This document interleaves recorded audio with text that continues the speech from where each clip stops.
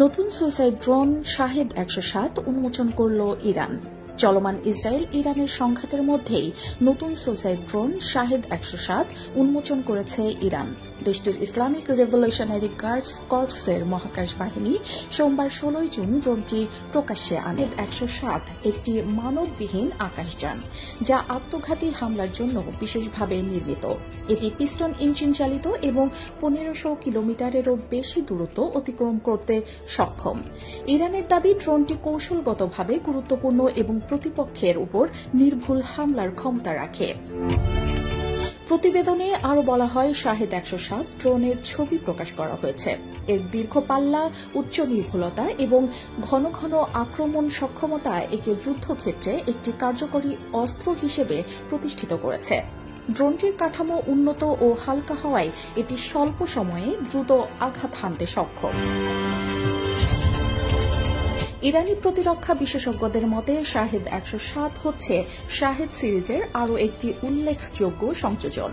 এর মাধ্যমে ইরান প্রমাণ করেছে তারা যুদ্ধক্ষেত্রে আধুনিক প্রযুক্তির ব্যবহার এবং নিজেদের সামরিক সক্ষমতার দিকটিও আরও এক ধাপ এগিয়ে গেছে। এই ড্রোনের সাহায্যে যে কোনো মুহূর্তে শত্রুপক্ষের ঘাঁটিতে পাল্টা আঘাত হানা সম্ভব। বিশেষজ্ঞদের ধারণা, শাহেদ ১০৭ ইরানের সামরিক প্রযুক্তিতে একটি গুরুত্বপূর্ণ অগ্রগতি এবং ভবিষ্যতের যুদ্ধে তা কার্যকর ভূমিকা রাখতে পারে।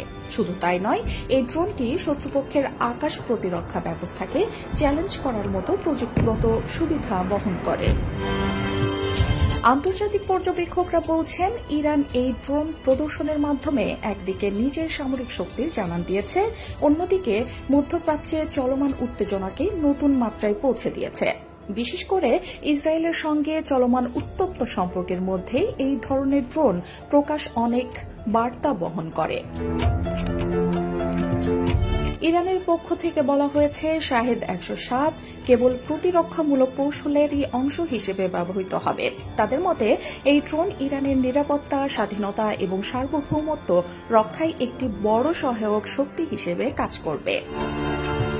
এর আগে শাহেদ সিরিজের বিভিন্ন ড্রোন ইয়েমেন, ইরাক, সিরিয়া এবং লেবাননের বিভিন্ন সংঘাতে ব্যবহারের অভিযোগ উঠেছে।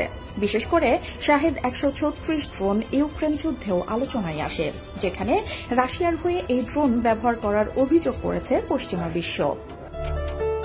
ইসরায়েল এবং যুক্তরাষ্ট্র আগেই আশঙ্কা প্রকাশ করেছে যে ইরানের ড্রোন প্রযুক্তির ক্রমাগত উন্নয়ন আঞ্চলিক নিরাপত্তার জন্য হুমকি হয়ে উঠতে পারে।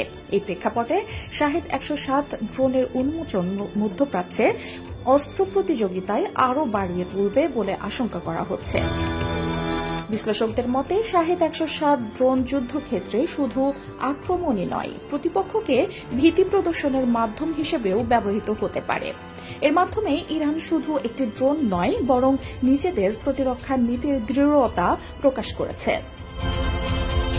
তবে ইরান এখনও জানায়নি যে শাহেদ ১০৭ কবে নাগাদ পুরোপুরি কার্যক্রমে ব্যবহৃত হবে অথবা কোথায় কোথায় এটি মোতায়েন করা হবে।